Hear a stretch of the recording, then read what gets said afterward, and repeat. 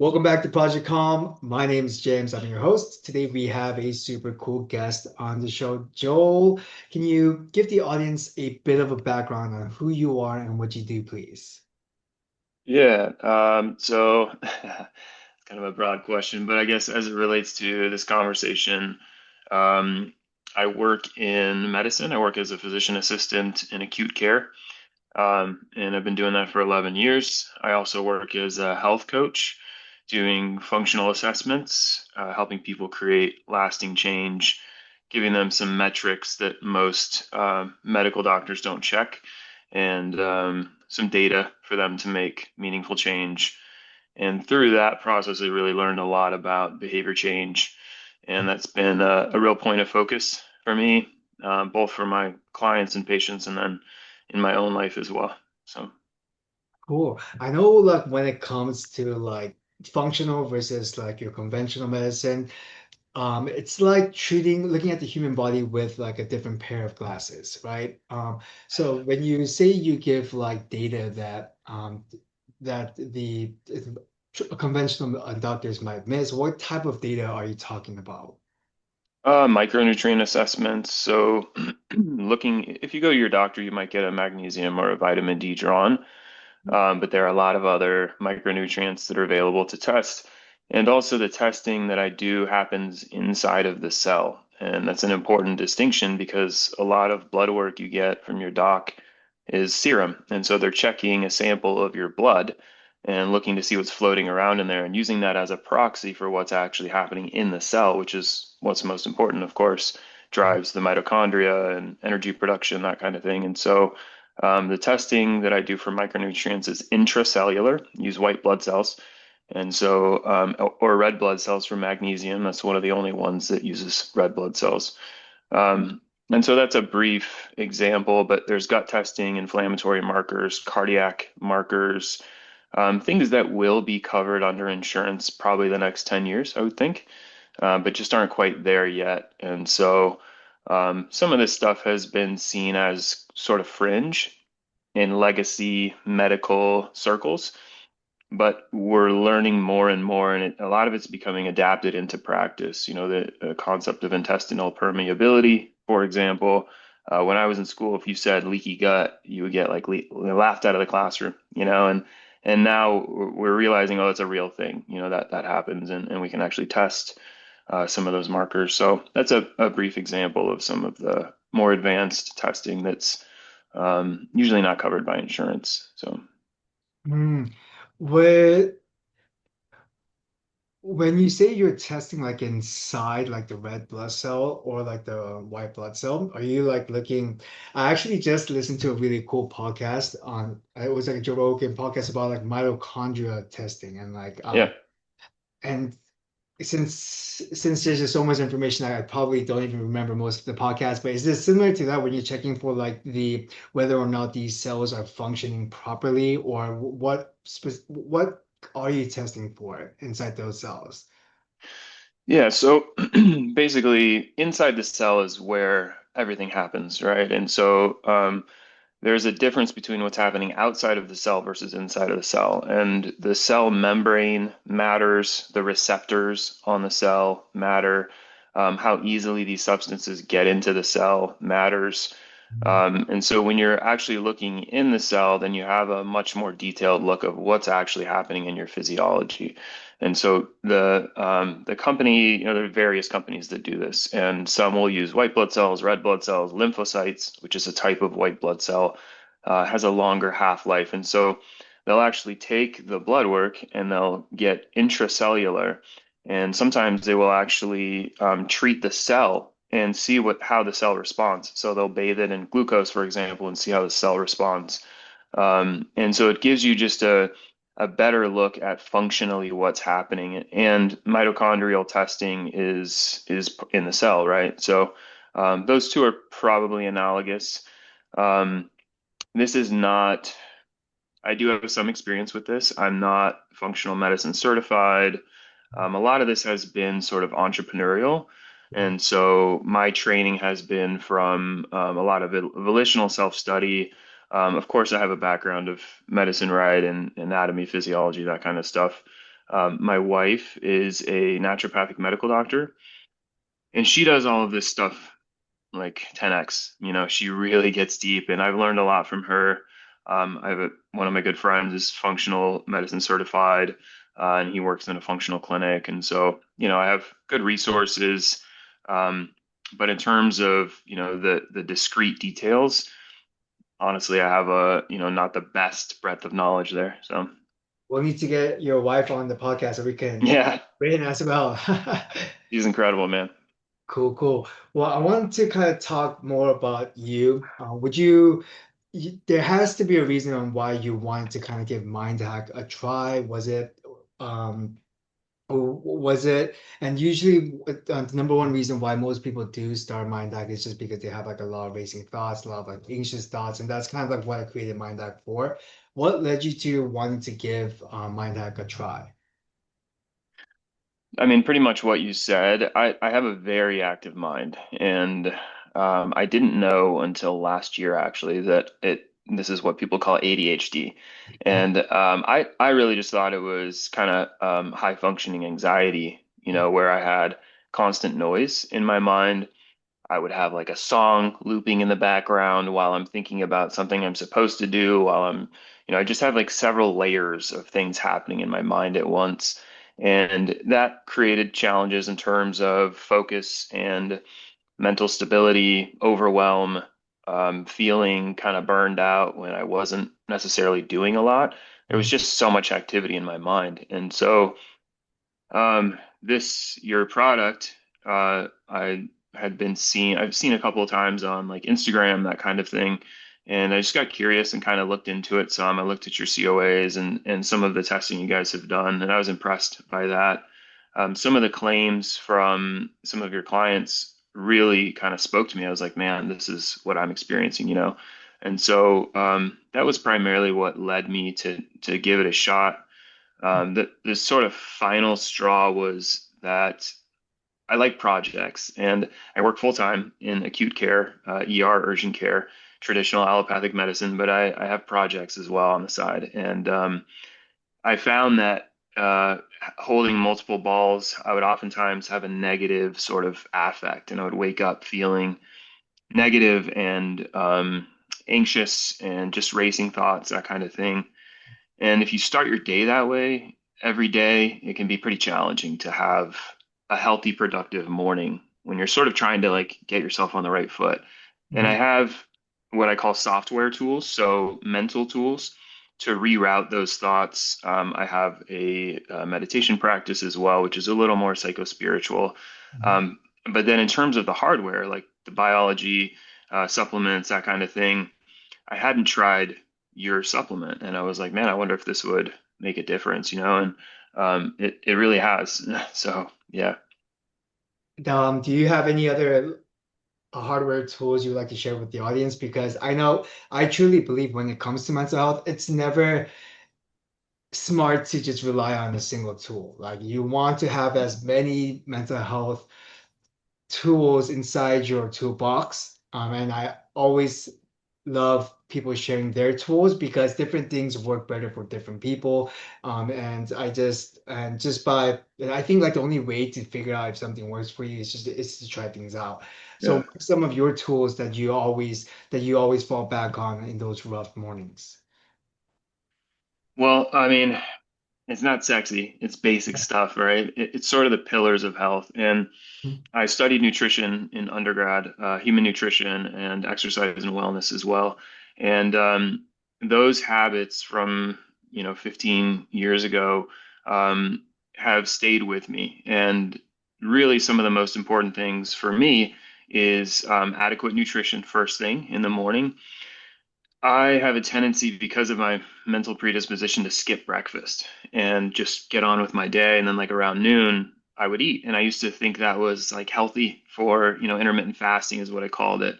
Mhm. And I kind of put a label onto something that I would do naturally when I was out of balance. And so this is a premium example of taking what is sort of, you know, talked about in pop culture or pop psychology or pop nutrition, anything, whatever you call it, and trying to put that on and see if it fits you, you know? And so I thought like, hey, fasting is great for autophagy and all these things, you know, all these benefits. And what I was doing was actually increasing my cortisol levels. It was making it harder for me to focus. Fasting in the morning is not a good thing. I will speak for myself. Uh, with my mental predisposition in terms of ADHD, anxiety, you know, very active mind, one of the ways to calm that is to have adequate nutrition, square, carbs, protein, fat on board. It really helps stabilize the system. And so that's been a very important piece. Mhm. Uh, in addition to that, morning sunlight, getting walks. I have 2 dogs that I take out. That sunlight is really helpful to help me go to bed on time, kind of set my circadian rhythm.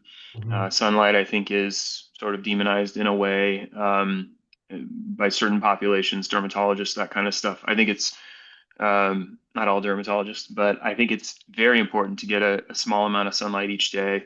Mhm. And then hydration and movement, you know. I always start my day with 16 to 20 ounces of water. It's been an old school kind of track or a hack rather of mine to stay hydrated. Mhm. Um, patients of mine who are like, oh, I just can't drink water. I'll tell them, pour 16 ounces of water, put it at your bedstand. Yeah. When you wake up and roll over, before you do anything else, drink that whole cup of water and watch what happens. Because when you drink water first thing in the morning, paradoxically, you get thirstier throughout the day. It's really interesting, but it happens. It works Yeah. where people have the desire to drink more water. And it sounds like it would, you know, be conflicting, but it works quite well. Otherwise, it's like, you know, you may have coffee and it's like noon. It's like, did I drink water today? So Mhm. hydration is really important. Just get the system moving. And then again, movement, you know, is key, especially for people with ADHD or anxiety, to get that energy out physically. Really helps with the mental stability. I think that's sort of number one for people who are high functioning, type A, that kind of stuff. Like get the lead out, you know, and it helps with focus, that kind of stuff. And I would be remiss not to mention sleep. I mean, you know, for hormones and stability and recovery, you must be prioritizing sleep. So those are some of the big hardware practices. Again, not sexy, but you know, if I see people who mistake supplements or red light therapy or whatever, and you know, maybe they're not sleeping well or staying up late watching screens or they're not drinking water, you know, and it's like just get the pillars. If you have the pillars down, there's Yeah. nothing wrong with infrared saunas or, you know, any of these things, but those should be supplemental, right? We have to get the pillars down. Yeah, that's exactly. I think like we first our conversation really kicked off when I sent you like the stage two video where I talk about like, hey, like now that you're feeling a little bit better, you have to double down on like three core pillars. And I do movement, sleep, and nutrition. And Mm. super cool that we have this overlap on thinking. And I feel like so many people, they know this. They know they need to move their body. They know they need to have good sleep hygiene. They know they probably shouldn't eat 25 Oreos every day. But despite knowing these things, I feel like it's very hard for people to change their behavior. And one thing you're really good at is kind of analyzing what's holding them back, right? And to maybe hopefully spark that change and most importantly, make those changes stick. Um, what, why is What do you think is kind of what is the main reason that you see in your practice that's preventing people from making these changes that they already know they need to make? Oh man, that's a loaded question. Yeah. So, I mean, I guess a little more history for me, a little more context. As a young man, I kind of went off the deep end, and I've always had a really curious mind, very Mm, active mind, as I've said, and curious about life and all the different lifestyles. And part of that was substance use, and I kind of fell into the wrong crowds as working in restaurants and bartending, and that led one thing to the next. And you know, I had to pull myself out of a really toxic, dangerous lifestyle. mm, Friends overdosing, I overdosed. Several friends have died over the years from substances. And as a young man from 18 to 25, I was in that lifestyle, very deeply entrenched, and necessarily shifted, and then ultimately slowly started, moving into education and that kind of thing. I had big life events happen that kind of helped me shift in that direction. But retroactively, when I would talk to people about this, it'd be like, how did you change? How did you go from that to this? And so I kind of started to evaluate that maybe about 10 years ago and really looking at the features of change and what typically accompanies someone making lasting behavior change. And it's different for every person. Again, not like a sexy three-step pathway, right? And as a side note, if you ever see something on social media or like, you read a Medium article or something, it's like the 5 steps to lasting change. You don't have to throw that whole thing out, but you can recognize that that is a dimension of change, right? There are dozens of steps to change. And so it really is an independent person by person thing. And when I work as a health coach or even practicing medicine and I'm talking to my patients and trying to get them to change, there are specific questions to ask to determine where they're at. Do they have the social support that they need to even see change as possible?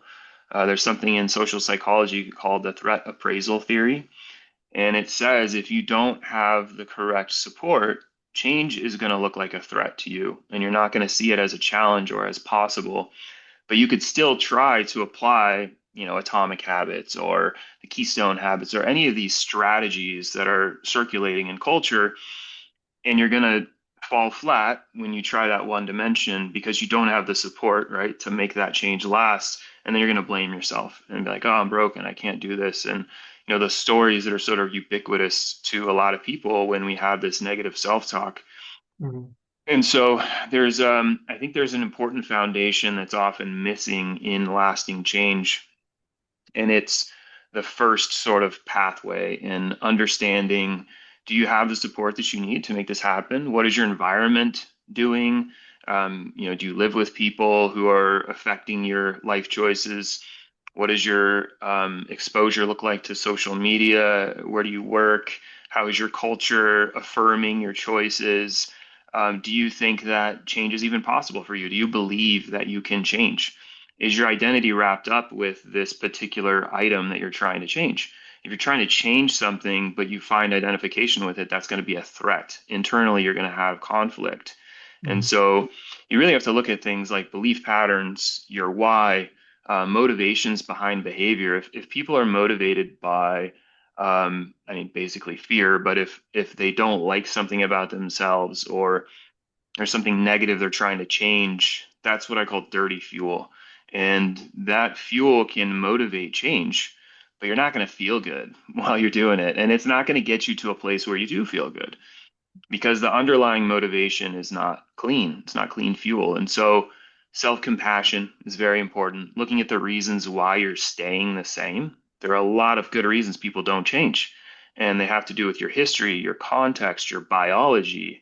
And so these things, if they're not approached carefully, can lead us to setting a New Year's intention and trying to go to the gym or whatever, and not realizing that we have an identity wrapped up with someone who is overweight, or we're carrying weight because it keeps us protected from people looking at us a certain way, or it gets very deep. And so I think it depends on the entry point of the person. Something called the trans theoretical model of change, not to get too complicated, helps parse out where people are on this continuum. And depending on where they land, you have certain interventions that can help move the needle some. So it's very, very complicated, but Yeah. intriguing. Yeah. What I feel like the identity one is something that like I hear actually it's I can relate to it myself. And if if someone's identity is tied to what they think to is tied to something and that's preventing them from making changes there, what can you do to break that identity belief that you have about yourself?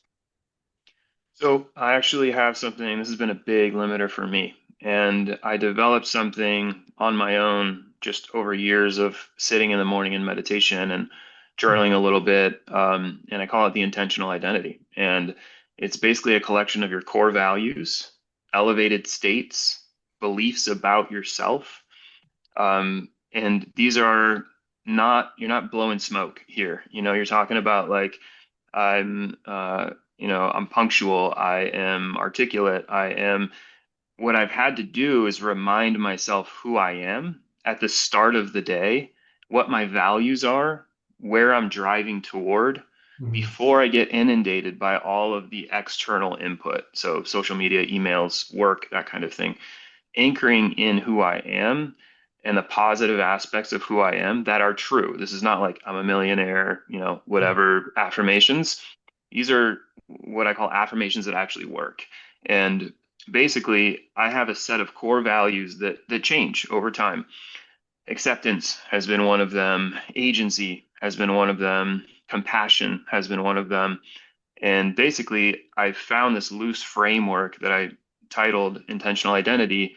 And over time, I'll adjust those values. There'll be a new point of focus for me. I'll be more or less motivated in the professional realm or interpersonal realms. And so my Mhm. respective focus will vary. And this framework I've actually taught clients of mine where they can create a sort of mental template for who they are that reminds them who they are. I really believe that we don't need as many like, podcasts and books and all this external information as much as we need to remember our own wisdom.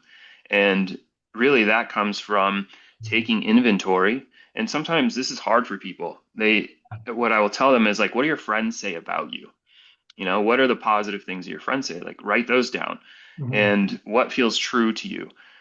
Over time you get a little bit of a list going and maybe you read it over and you realize, oh, I'm this as well. And Mhm. um, my active mind I've seen as a liability at times, but also it helps me see things from different angles that people miss. Typically, people have a real certain type of focus. My focus is sort of multifocal, and so I can see things from like the underside, or well, what does that look under here, or could I do this with that, and can I make this system easier? And so that's called ingenuity, right? And that's the positive aspect of what other people would say, like neuroticism or something like that. And so I really try to focus on more of the positive aspects of who I am as a man, and Mhm. that engineers a more robust, durable identity.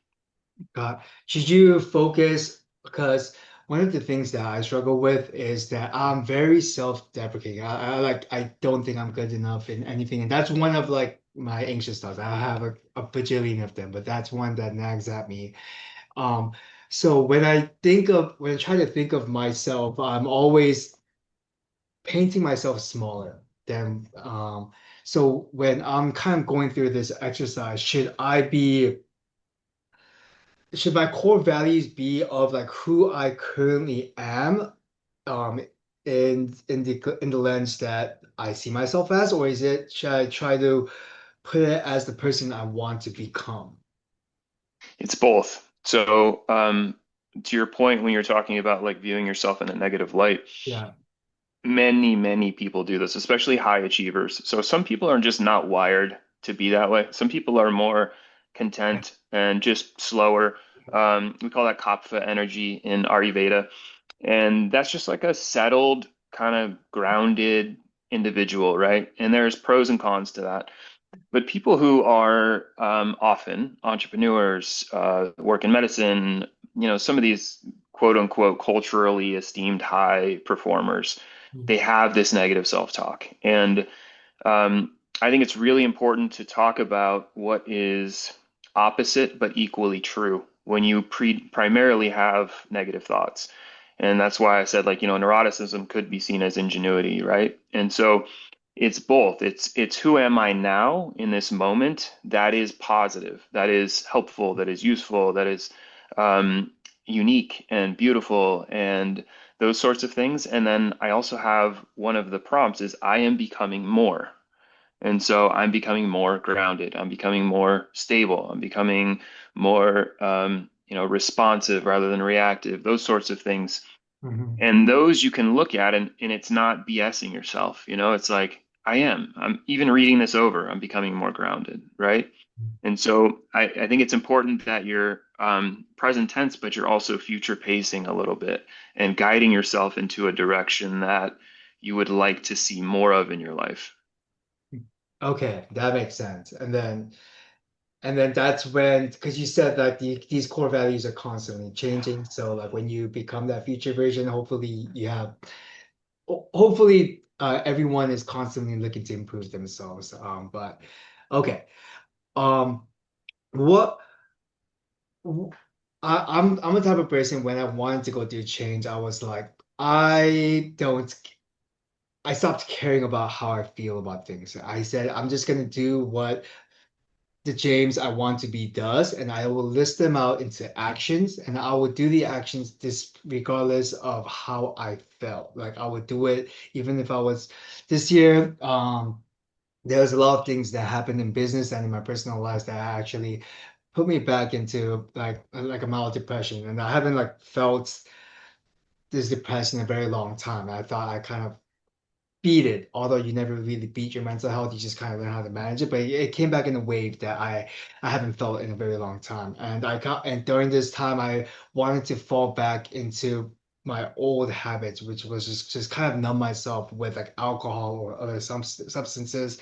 But then now that I'm in a position where I can't really do that because I have like a business, I have people relying on me and things like that, I was like, I don't care how I feel. I'm just gonna go and finish all the tasks that I need to do. I'm still gonna go to the gym to keep myself healthy. I'm still gonna go and do work 4 hours in manufacturing, 4 hours in marketing, whatever my daily tasks are, things like that. And I kind of brute forced my way through that dark period. And and this is kind of like the strategy I used when I was younger, when my mental health struggles were a lot more severe. I was like, I'm just gonna brute force my way into change. And after doing this for like many years, I was like, it could have just been like a negative period, or maybe all those things actually worked. But I'm like, hey, I don't, now that I look at where I am now, or now that I'm finally taking a breather, things aren't as bad as how I remembered it to be. What are your thoughts on, and I know that this is definitely not a strategy that everyone can do, but what are your thoughts on just kind of like going head on with head on and just kind of focusing on like the actions regardless of how you feel? It's a great strategy. I think everybody has different strategies that work. I'm not huge on Tony Robbins. In fact, I don't know much about him, but somewhere along the line, years and years ago, I heard he has this framework called story, state, and strategy. And oftentimes, what people do is focus on strategies. Again, atomic habits, mini wins, keystone habits, these sort of implementation action items. And if you can do something and kind of like fake it till you make it type vibe, Mhm. you're going to make progress. And that is one great strategy. The other side of the coin is looking at what's the story that's driving your day to day, right? And to your point, like negative thoughts, that kind of stuff. And Mhm. what is your state? What's your physical state? What's your energy like? Those are the two things that typically have to be looked at as well at some point, or the strategy is going to run out of steam. Mhm. Now, this is sort of similar to the concept of like therapy versus coaching. Coaching is very action oriented, forward facing. Where do you want to go? How are we going to get you there? What are your blocks? Let's move, right? Let's take some action. Of course, there's like journaling and some software stuff in there too. Um, but a lot of it is action oriented, future pacing, where therapy is more like, what's your history like? Why are you here? And how can we use that knowledge and release some things or heal some things so that you don't have to keep repeating the same habits and patterns over and over again. And they both have their place. And so your strategy seems like it works for you. And I would just say that at some point, you will also have to look at your psychology, your state as well, and some of these other features that will make change more of an identity of who you are rather than what you do. Um, Now, again, you can engineer an identity through action. That is possible. But I do think that for it to be sustainable and as easy and fun and joyful and free as possible, you might have to round it out a little bit as well. And again, this is everybody is different. And so people use different strategies and find success. Got it. It's kind of like running on your last sugar rush, your last fumes. It might get you through temporarily, but it's not sustainable in the long term. Is that what you mean?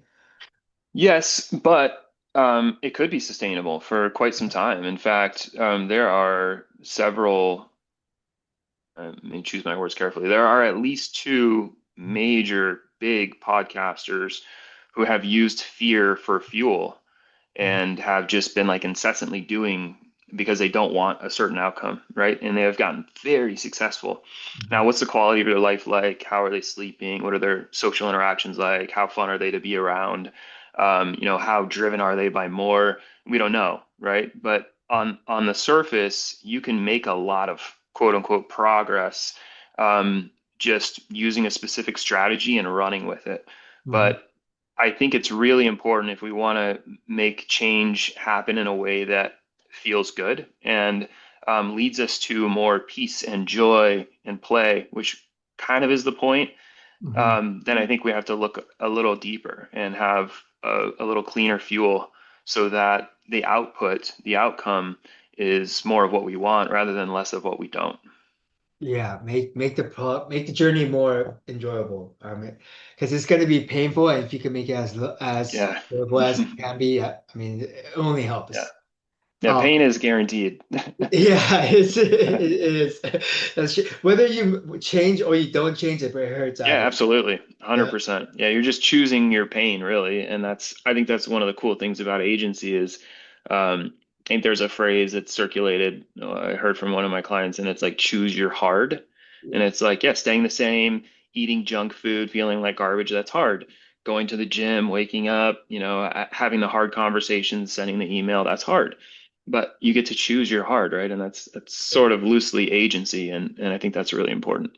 Yeah, I have that quote in the website somewhere. Okay, nice. Yeah, I said that it's painful for things. I butcher it, but then like it's painful for things to stay the same, and it's painful to change. You just get to choose which Yep. pain to deal with. Yep. Um, I wanted to touch base on support groups. I wish since I'm kind of like the brute force guy, and the entrepreneur journey can be a little bit lonely. I don't I never I feel like I haven't had much of like a support group throughout my journey of change. But then when I speak with a lot of customers who are telling me their journeys, I keep hearing support groups have helped me so much. Support groups have helped me. Where can you find and it's probably because like I never like actively looked for a support group, but where can you find the support group? Or if someone watching this is like, hey, right now I'm addicted to X, Y, and Z, and I really want to quit, but I don't know where to find support. Where would you recommend they look towards to find that support? Well, I'm more like you, where I would say I've been a little bit more of kind of like a lone wolf Mhm. gunslinger type. I kind of head down, go forward type thing without a lot of support. But your social support is so important, man. I mean, it cannot be overstated. This is why programs like Alcoholics Anonymous or Narcotics Anonymous, and those are extreme examples, but it's why they have some success because you have a community. And we're tribal creatures, right? We need to have support of people around us. We need to feel understood and seen and validated and heard. And not alone, because addiction wants you alone. That's what I have found out personally in my own life is they want you in bed under the covers, helpless, I'm broken, something's wrong with me, when in fact you're not at all. You're not unique, you're not special in that way. We're all inherently damaged. And so finding a group of people who have a similar orientation, similar challenges, you feel suddenly less alone. Now, to your question, I don't have a great answer, to be honest. I mean, you can literally Google it. Depending on your state, you could use 988, which is the kind of trauma support, crisis support line. I have used that line in the past. Um, and depending on what your needs are, how severe your addiction is, obviously you could seek professional help as well. But there are communities everywhere, man. Facebook groups, you could look on Reddit. I mean, you could literally Google, what you need. You could ask ChatGPT. A lot exists, and there are a lot of people who have specific types of support communities. Mhm. Everything from, plant medicine to overthinking to nice guys to, I mean, it kind of runs the gamut. So it shouldn't be too difficult to find, but there are pieces of our psyche that keep us stuck in being alone, in cycling in our own thoughts without wanting to reach out for help. That's a very common feature for people stuck in addictions, right? We kind of want to close the door and eat the food or whatever it is to not be seen by people. But to Mhm. be seen is incredibly healing. And so I've actually considered starting groups in the past. I did have a group for a while. I taught a meditation method several years ago, and I had a small group on Facebook. And it was really powerful, but it's a lot of work to maintain a group, and it requires a certain personality and organization type to do that. So Mhm. I think they're around, but I'm not totally like a keystone holder to them. So Yeah. I know I gave you a little snippet on one thing, a project I'm working on is I'm actually hoping to create a calm or we'll get unwind family like Facebook group so that because I feel like a lot of our customers they're coming from a similar boat where they're struggling with like anxiety or some people are coming with depression, some people are coming from like all the rebound anxiety that comes with like withdrawals yeah, with like benzos or some of the other substances out there. And I feel like and so far I've been just kind of like that one man person with 15,000 customers who have my cell phone, doing my best to respond to everyone in between my tasks. But I feel like just having other people you can talk to might be a really cool start. So hopefully when this podcast is out, everything will be up and live, and I'll leave a link for that below.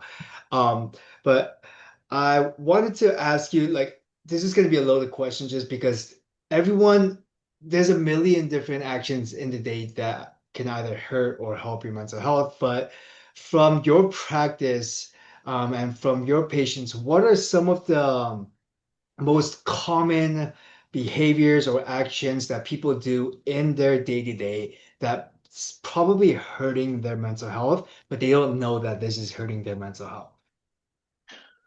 this is a pretty easy one for me. It is loaded because there are several answers, but I think right now in our current day and age is the input to output ratio. And what I mean by that is people are waking up and oftentimes rolling over and getting on their phone and answering text messages, emails, getting straight to work, while like they're not even out of bed yet, or getting on social media, for example. And what's happening there is all this energy is coming in, and it's just constantly stimulating us in a way that leaves us sort of exhausted in a way when we have a limited amount of energy, and we're not supposed to be taking in all of this stimulation. And so when people have all this input, they don't have the capacity for quality output, really. This is why, again, people feel overwhelmed when they're not doing anything, and they're just every spare moment they're staring at their phone, looking on social. Like if they're in line, they're on their phone, right? If they're at a coffee shop, they're on their phone. And so there's this constant influx of information and even good stuff. Social media can be a great tool. You can learn strategies, tactics. You can, I'm really into architecture and building and like looking at cool houses. And there's a lot of inspiration, but it's all information, dude. It's all intake, and it's all overwhelming the system. And I truly think that we hold a lot of our own answers, but we're not quiet enough or still enough to listen to them. And so, people, if you want a recipe for overwhelm or burnout or exhaustion or overthinking, just pop open your phone all day, man, and end your day with two screens, with Netflix and Instagram at once, and then go to bed and see how you feel when you wake up, you know? And so this is just so common. And I really think that if people were to just start to meter things, like even if they rearrange their home screen on their phone and put friction between, you know, if it's TikTok or Instagram or you know, Medium or LinkedIn or whatever, so they can't just open their phone and muscle memory hit it. You know, it kind of that makes you gives you that moment to pause. Like, do I want that right now? Is that useful for me? Should I, you know, go sit and meditate for a minute? Should I have some water? Um, so that's just a huge one, man, and it's ubiquitous. You know, teenagers, adults, like everybody is so constantly stimulated, and it leaves us unable to control the things we can control. Our Mhm. diet, our lifestyle, the choices that we make, the way we interact with people. You know, if you're finding yourself short-tempered or exhausted or whatever, maybe have less input. That's a good place to start. That's the first thing. So a lot of people go ask me like just go like, hey James, like if you could change one thing to help kind of jumpstart um if I can change one thing to jumpstart my mental health journey, what should I do? The first thing I always recommend is a 14-day break from all social media. Just go and It's delete them. incredible.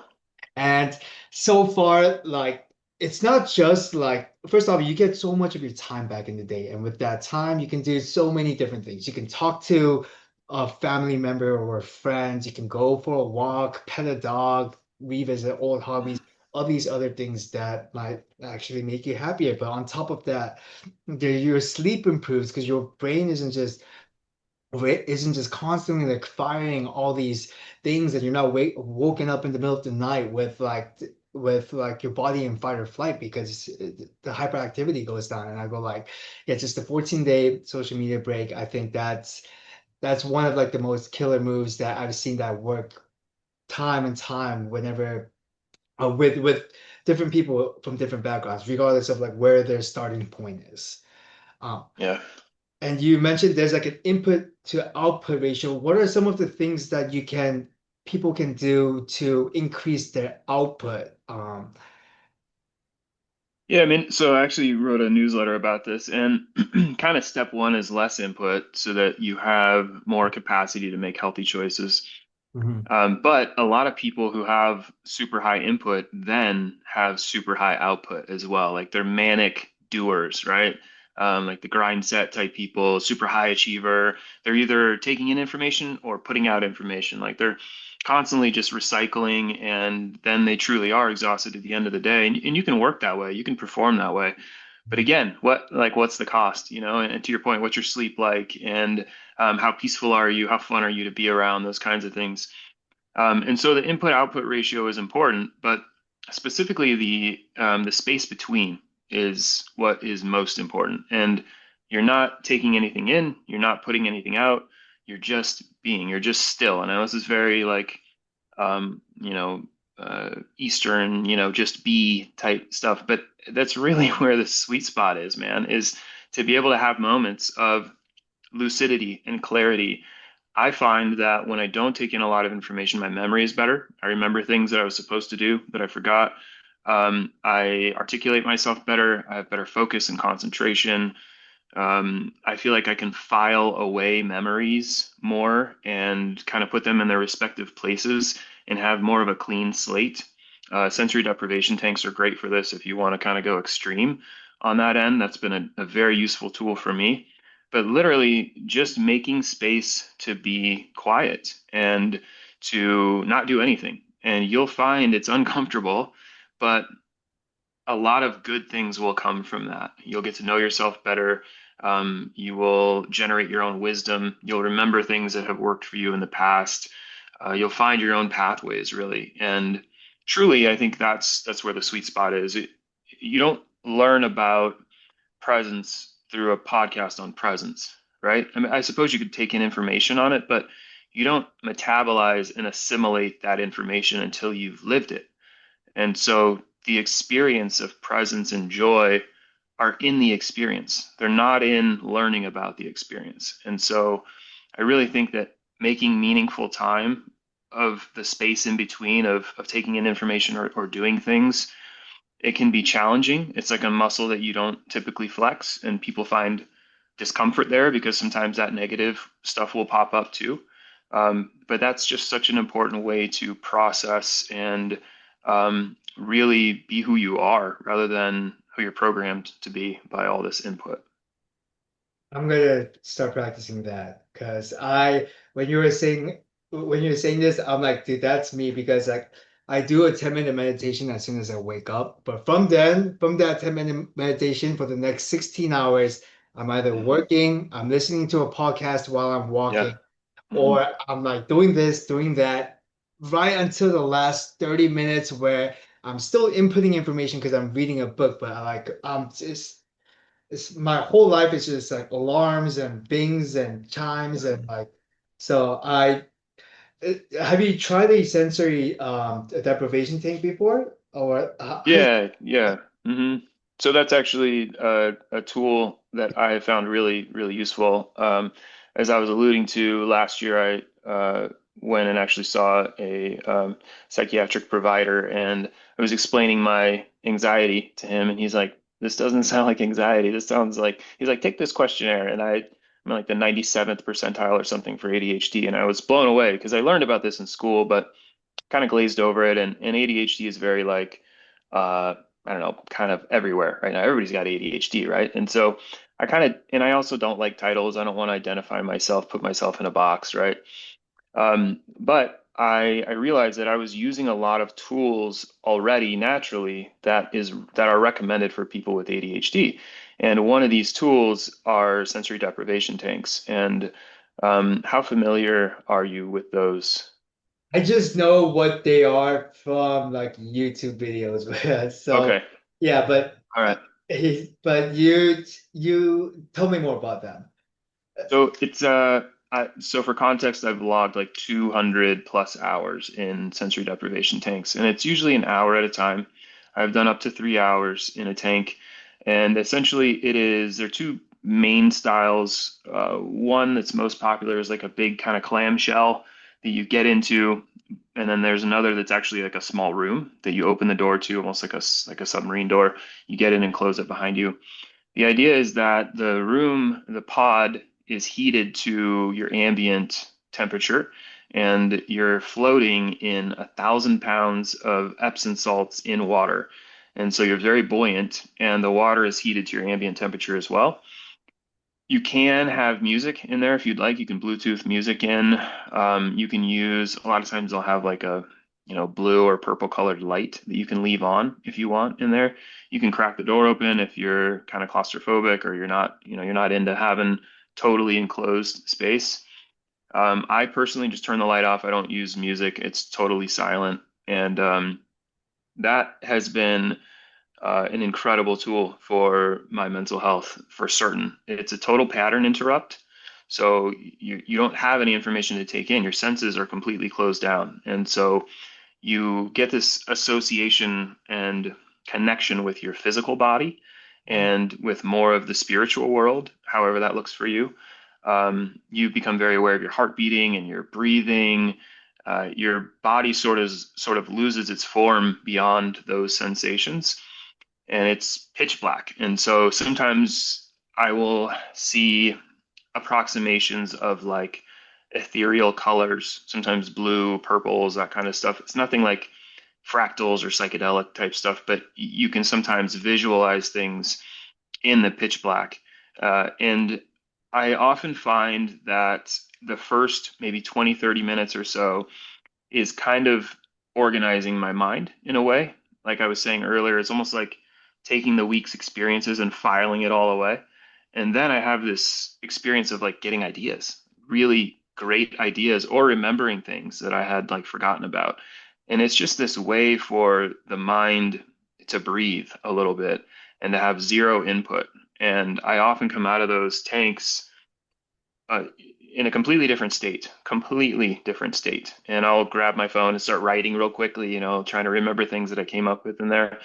Um, and so there are sensory deprivation tanks, they call them float tanks, in many cities in the US. If there's like a decent sized city, you probably have a spa, like a float spa, sometimes they call them.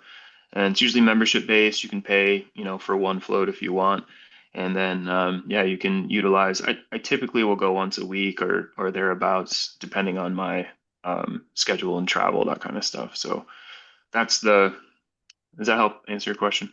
Yeah, I'm gonna make an appointment after you explain it like that. What Hmm. it does do the benefits of that linger for like the day, for the week, or is it as soon as you come out and then there's all that car and traffic and all these noise, it kind of goes away by the way? It depends on the frequency and it depends on your underlying, cognitive load. It depends on your stressors and social situations. But I found that the benefit of it is not so much like the afterglow, but it's a lot of the organization that happened and then the ideas that come.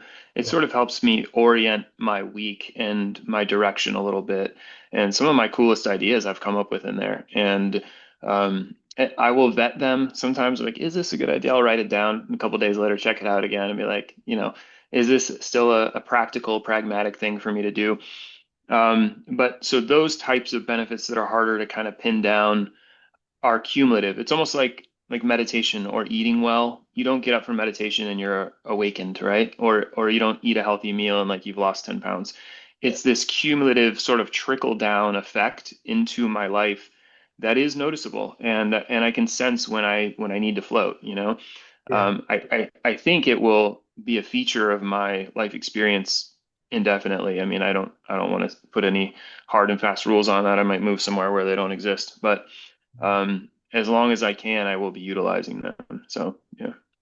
I find that just from personal experience, a lot of the things that are beneficial in the long run are cumulative, like exercising, eating clean. Meditation for the first 100 sessions, I'm pretty sure I thought nothing was happening. And there's so many times I'm like, Yeah. I'm just wasting my time. Like, why am I Uh-huh. still doing this? But it took me like I think about a year in is when I kind of like, wait a minute, I feel like my head's a lot clearer than usual, and then it got better over time.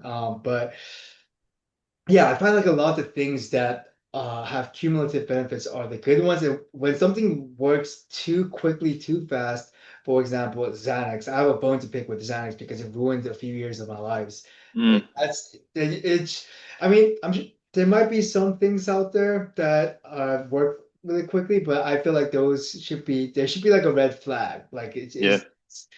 is Hmm. yeah. Um, What if someone watching this, they're like, hey, like you provided so many tips on like on the different ways to change and the kind of like different things things that people should be thinking about themselves.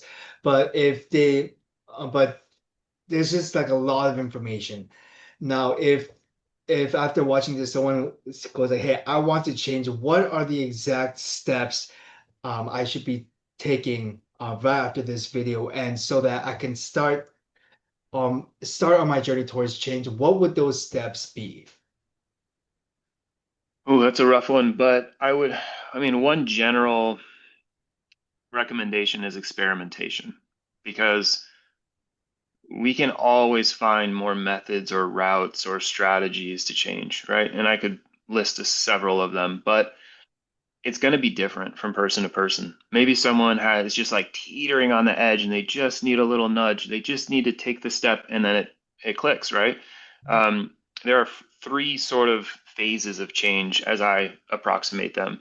It's motivation, momentum, or excuse me, motivation, maintenance, and momentum. And so you need the motivation to change. You need to get some kind of momentum along the way, and then you need to maintain that new identity and the way that that shows up in your life. So it kind of depends on where people are at in that continuum. Also, before they even take the steps, there could be several other stages before action, which is pre-contemplation, contemplation, and that's when people are weighing the risks and benefits of taking action, what might happen in their social life if they take action. For example, if they were to stop drinking, they would lose friends, or like their pastime, they would feel isolated, right? And so it really depends on where people are at on the continuum. And so my best advice is to stop taking in information and try things and just see, because when you start taking action, you will get answers. You will realize, oh, this is working, or oh, this doesn't feel right. Maybe I need to slow down, or maybe I should try this. I mean, you have just chosen to take steps in a healthy direction and executed those steps, and look where you're at, right? And so that's worked really well for you. And you don't have to check every box to make change happen. But if you want change to be sustainable and enjoyable and fun and not to like repeat cycles, you got to try different things. And for me, I recently underwent some personal change in my own life. And one of the things that was really helpful was looking at what long term my life would look like if I did not change. Because not all habits are going to, deteriorate your health, or you're not going to end up on the street or something. These I like to call soft addictions. Everybody has these, like food or media or whatever, right? But think about big picture where you're going to land. Are you going to land where you're like, what happened to my life? Now I'm 65 and I don't really remember days because they all kind of were the same. I went to work and checked out with social media or whatever. Like, what do you want out of life? What is your vision and what is your anti-vision? And so if things don't change, where do you land? And if they do change, where do you land? What kind of life do you want? And that was a big motivation for me this last round of personal change. Was like, yeah, this is not inherently ruining my life, but is this the person I want to be? And when I look back in 3 years, 5 years, 10, 20 years, am I going to be happy with this choice that I made? And that helps motivate some more choices that align me with who I want to be. And so from personal experience, most recently, the vision slash anti-vision exercise is useful. So That's a really good one. That's while you were explaining that, I kind of pictured like the two paths of myself of like what would happen if I went this route or this route, because I feel like a lot of people they have a good understanding of like what will happen if they don't change, and it just kind of falls back to the pain of the pain of change or the pain of staying. mhm. Yeah. It's I feel like whenever people watch, or especially me too, I'm guilty of this. Whenever I watched videos like this, or I read David Goggins' book, I was like, I get super hyped up, like I'm gonna change, but that motivation kind of like dwindles down, especially because like we set these expectations thinking that change actually happens a lot faster than it actually Yeah. does. Mhm. Like I thought I was gonna get a six pack within the first month of going to the gym. It took years, and but then like when you don't see that change happening, it can be very demotivating. Like you start questioning yourself, like, am I doing the right things? Like, oh, maybe this just doesn't work for me at all. So like, and I feel like a lot of people go through this phase in their changing journey. What are some tips that can help them get through this phase to keep that fire lit so that they don't go back to their old habits? I love this question. So this gets from the first stage, let's say you have motivation to change, you've made some kind of change, but life is still happening, right? And you need momentum in order to maintain that change. This gets into a little bit of like the neurochemistry side of my offerings, and one of the big things is benchmarking your goals.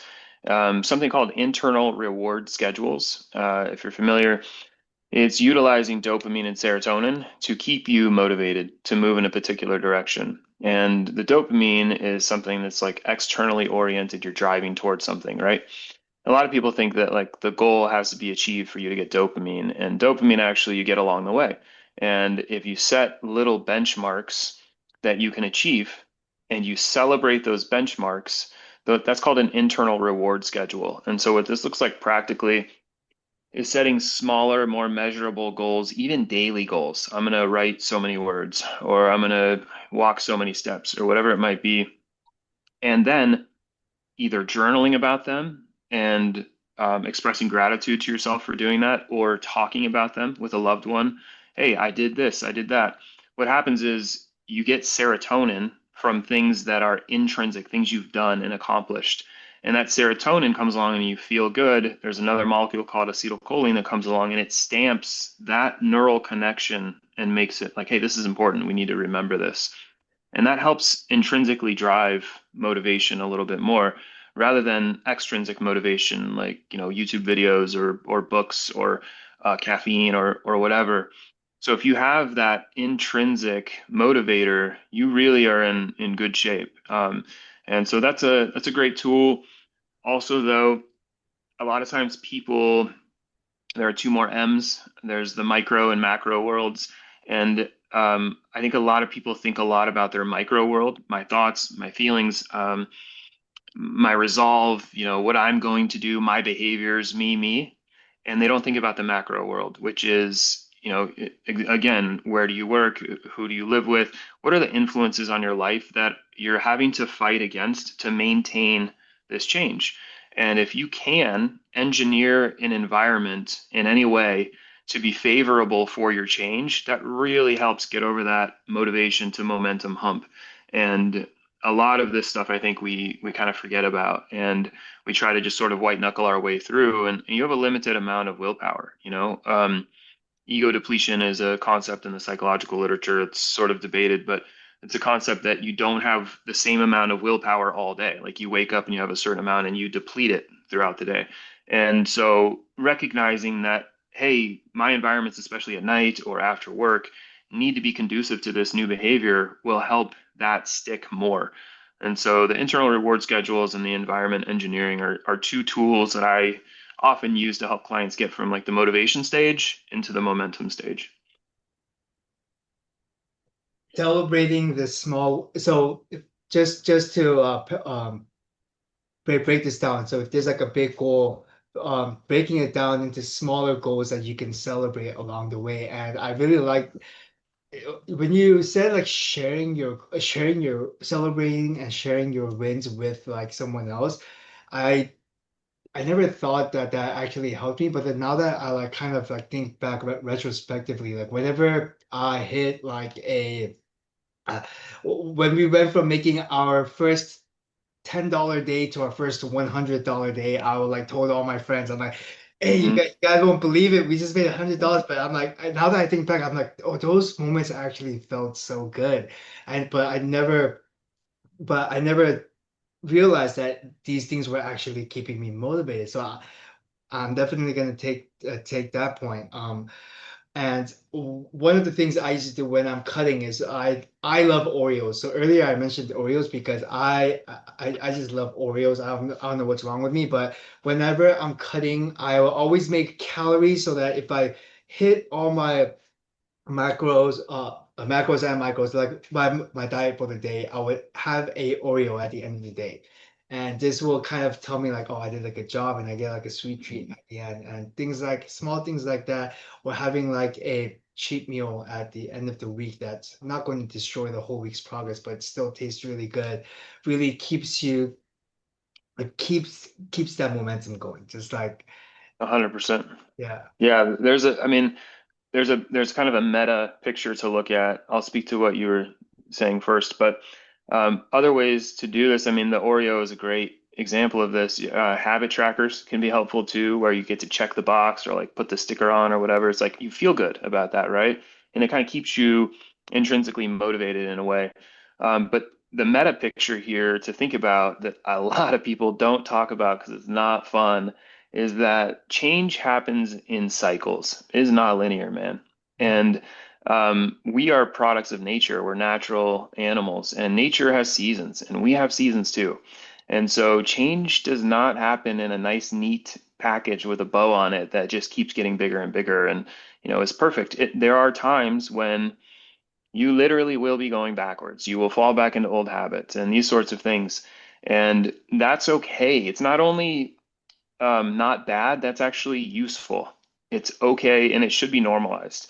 And a lot of people think or have expectations that they need to be perfect, and it just simply doesn't work. And when we get sidelined, if we prepared for that and we understood that was coming and we recognize and accept it and have compassion on ourselves, we can continue the long game. And that's one of the reasons I think that starting with self-compassion, and having that clean fuel is so important because you're going to get sidelined, man. You're not going to be perfect. And the better you can have that big picture perspective and have compassion on yourself and recognize, hey, my history contributed to this side, like my context, my life, my biology, all of these things contributed to this misstep. And that I should expect that. I shouldn't be hard on myself, but this is going to happen.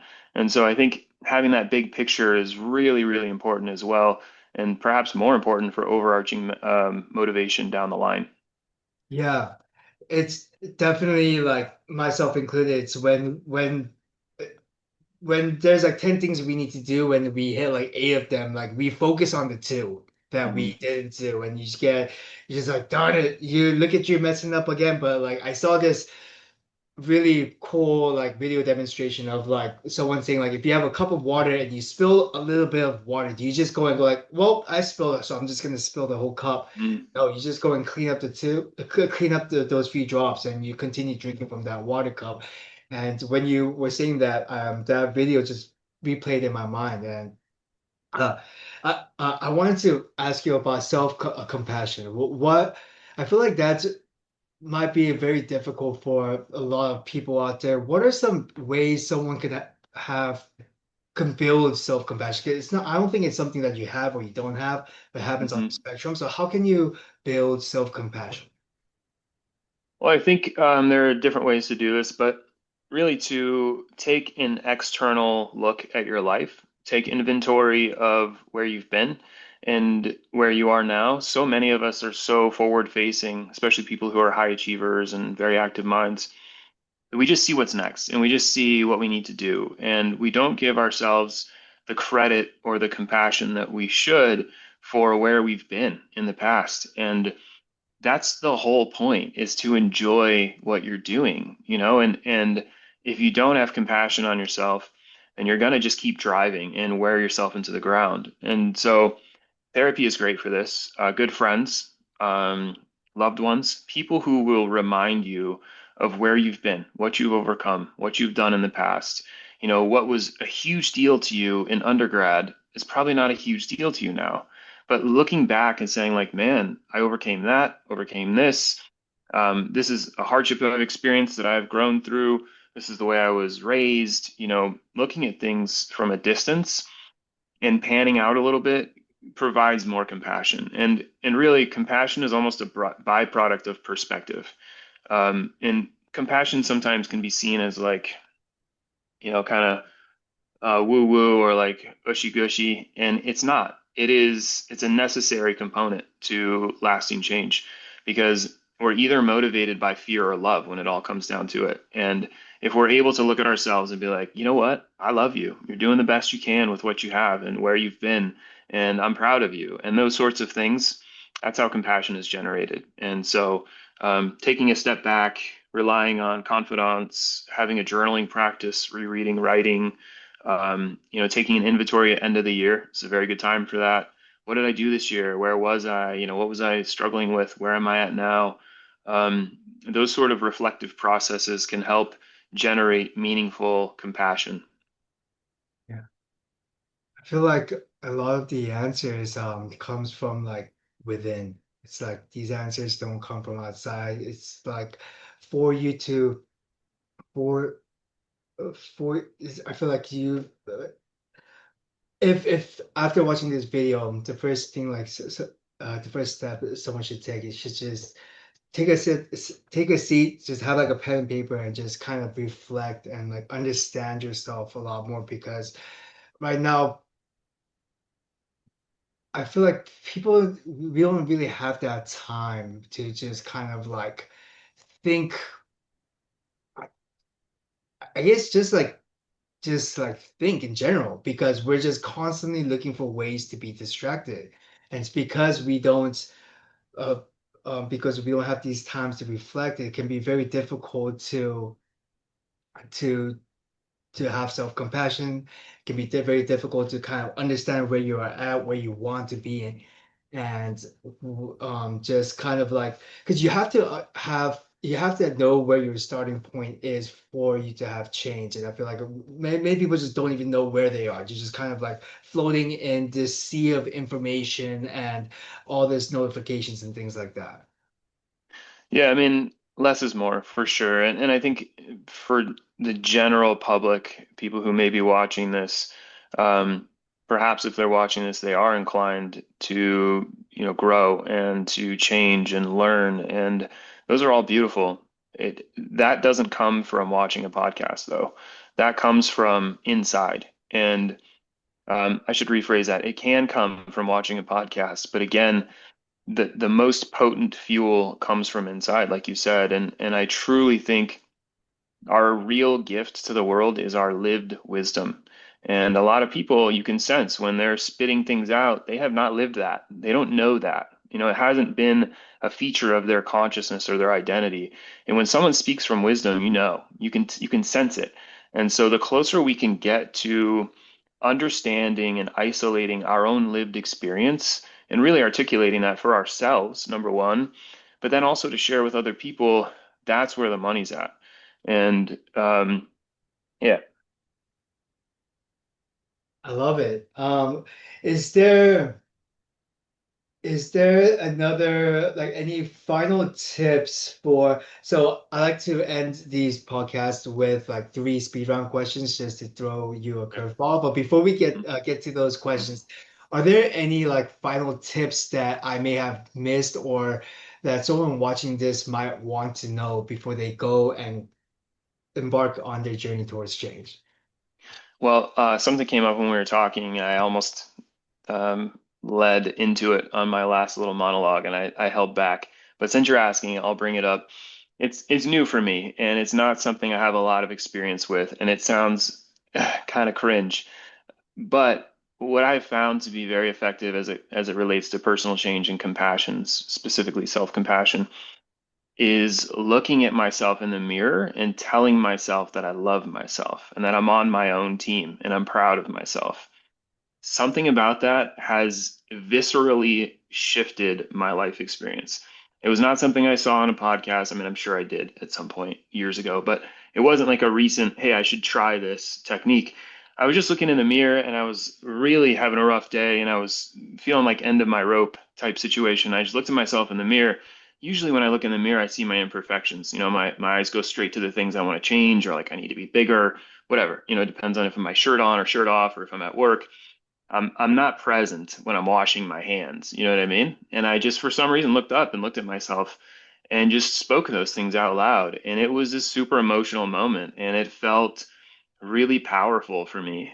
So as you know, as kind of gushy as that might sound, that's an action item that someone could take that doesn't require them to sit and write or, any meaningful level of motivation, that perhaps would be useful. I don't know.